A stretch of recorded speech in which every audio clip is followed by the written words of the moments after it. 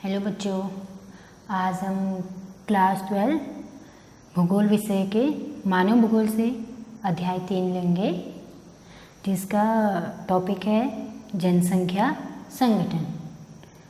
अब बच्चों, जनसंख्या संगठन है क्या, आज हम इसी के बारे में चर्चा करेंगे। तो बच्चों, जो जनसंख्या संगठन है, जनसंख्या संगठन से तात्पर्य जनसंख्या की संरचना से, संरचना मीन्स स्ट्रक्चर। तो बच्चों, जो जनसंख्या संगठन जो है, जनसंख्या संगठन या इसको हम संरचना भी कह सकते हैं। जनसंख्या के संगठन का तात्पर्य जनसंख्या की संरचना से है। क्लार्क महोदय ने भी कहा है कि जनसंख्या संगठन या जनसंख्या संरचना जनसंख्या के उन पक्षों को निरूपित करता है जिसकी माप की जा सकती है। अर्थात उनका कहना है कि जब हम जनगणना करते हैं, जैसे हम लिंग के आधार पर करते हैं, आयु के आधार पर करते हैं, साक्षरता के आधार पर करते हैं, ग्रामीण नगरीय के आधार पर करते हैं, तो इन सब के आधार पर जब हमें आंकड़े जो हम आंकड़े एकत्र करते हैं, उसके आधार पर जो जनगणना होती है उनको हम कहते हैं जनसंख्या संगठन। जनसंख्या संगठन जो है किसी देश के भावी विकास की योजनाओं को बनाने में जो है जनसंख्या संगठन बहुत ही महत्वपूर्ण योगदान देती है। अब जनसंख्या संगठन हम किन किन आधारों पर करते हैं, सबसे पहले हम देखते हैं कि जनसंख्या संगठन लिंग के आधार पर कैसे करते हैं। तो बच्चों, जो लिंग संगठन है, लिंग संगठन जो है कि लिंग संगठन किसी जनसंख्या में स्त्री और पुरुषों की संख्या को क्या कहते हैं, लिंग संगठन कहते हैं। अब लिंग संगठन हम कैसे निकालेंगे, उसके लिए एक सूत्र है, जो ये जो सूत्र है बच्चों, ये भारत में इसी सूत्र के आधार पर लिंगानुपात निकाला जाता है। लिंगानुपात बराबर स्त्रियों की संख्या अपॉन पुरुषों की संख्या इंटू 1000, स्त्रियों की संख्या बट्टे पुरुषों की संख्या गुणा 1000। तो हम क्या करेंगे, लिंगानुपात उसके थ्रू निकाल सकते हैं।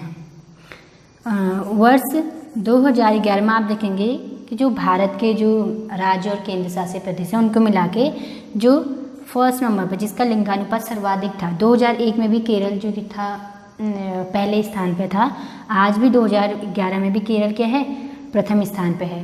केरल लिंगानुपात की दृष्टि में प्रथम स्थान पे, सेकंड में है पुदुचेरी और तीसरा जो है तमिलनाडु।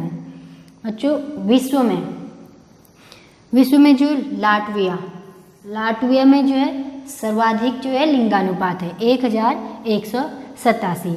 वहीं विश्व में जो सबसे कम लिंगानुपात है वो है संयुक्त अरब अमीरात, जहाँ की जो लिंगानुपात है केवल 468 है। अब बच्चों, ये हो गया हमारा लिंग संगठन। आगे हम देखते हैं आयु संरचना। देखते हैं कि जो आयु संरचना है, आयु संरचना में विभिन्न आयु वर्गों में लोगों की संख्या को प्रदर्शित करता है। अब जो आयु संरचना है वो इसको हम 3 बृहद भागों में बांटते हैं, जिसमें पहला है बाल आयु वर्ग, दूसरा है वयस्क आयु वर्ग और तीसरा जो है वृद्ध आयु वर्ग। अब जो बाल आयु वर्ग हो गया 0 से 14 वर्ष, वयस्क आयु वर्ग हो गया 15 से 59 वर्ष एंड लास्ट 3 है वृद्ध आयु वर्ग, इसको हम 60 से ऊपर कर देते हैं, 60 से अधिक। तो जो ये वयस्क आयु वर्ग है, जो 15 से जो 59 वर्ष से जो का जो आयु वर्ग है, वयस्क आयु वर्ग, इसको आर्थिक, सामाजिक और सभी की दृष्टि से क्या करते हैं, महत्वपूर्ण माना जाता है, क्योंकि यही आयु वर्ग क्या कहलाता है, कार्यशील आयु वर्ग माना जाता है। कौन सा, सेकेंड वाला वयस्क आयु वर्ग है 15 से 59 वर्ष, इसको हम आयु संरचना में लेते हैं। अब हमारा अगला टॉपिक है आयु लिंग पिरामिड। अब जो आयु लिंग पिरामिड है, आयु लिंग पिरामिड से अभिप्राय विभिन्न आयु वर्गों में स्त्री और पुरुषों की जनसंख्या से है। अब जो लिंग है इसमें तो हम स्त्री और पुरुष, मैन और वुमेन, आयु लिंग से अभिप्राय विभिन्न आयु वर्गों में स्त्री और पुरुषों की संख्या से है। अब आयु लिंग पिरामिड का प्रयोग कब किया जाता है, जब जनसंख्या की आयु लिंग संरचना को दर्शाने के लिए किसका प्रयोग किया जाता है, आयुलिंग पिरामिड का प्रयोग किया जाता है। अब जो जनसंख्या के पिरामिड हैं, आयुलिंग का जो पिरामिड है वो 3 प्रकार के हैं। एक हो गया विस्तारित होती जनसंख्या, दूसरा हो गया स्थिर जनसंख्या, तीसरा हो गया ह्रासमान जनसंख्या। अब जो विस्तारित होती जनसंख्या है, विस्तारित होती जनसंख्या में क्या होता है कि स्त्री और पुरुष का जो जनसंख्या है वो निरंतर क्या होती है, बढ़ती रहती है, उसको आप फैलती है भी कह सकते हो। दूसरी है स्थिर जनसंख्या।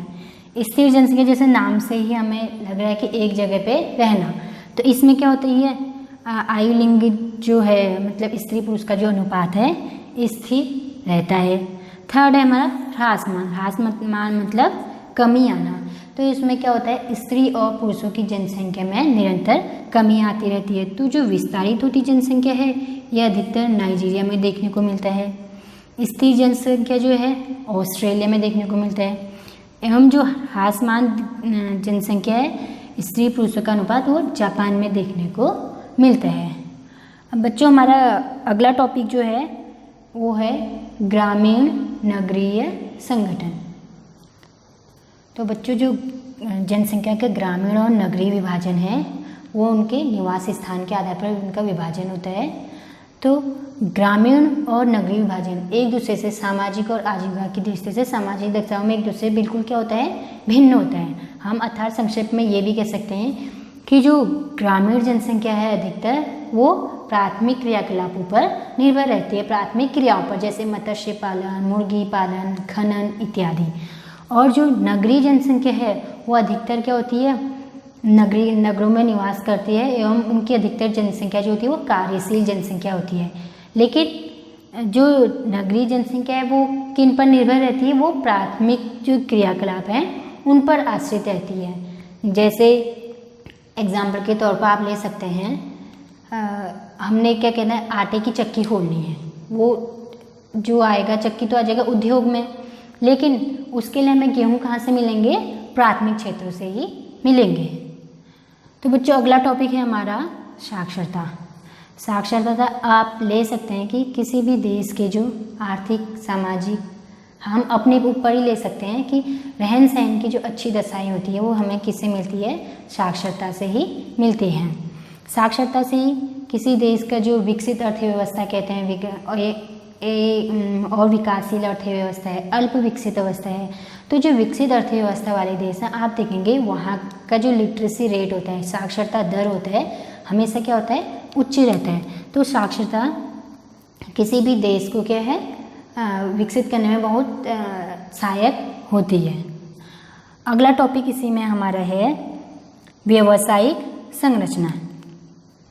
तो बच्चों जो व्यावसायिक संरचना है उसको हम कैसे लेंगे कि जब हम जनगणना करते हैं तो कितनी प्रतिशत जनसंख्या कार्यशील है, कितनी प्रतिशत जनसंख्या जो कार्य नहीं करती है, उस आधार पर लेते हैं व्यवसायिक संरचना को। इस हम देख सकते हैं कि जो व्यावसायिक संरचना है कुल कार्यशील जनसंख्या का विभिन्न व्यवसायों में वितरण में मतलब किस क्षेत्र में कितनी जनसंख्या कार्य करती है और किन क्षेत्रों में कितनी जनसंख्या कार्य करती है, वितरण।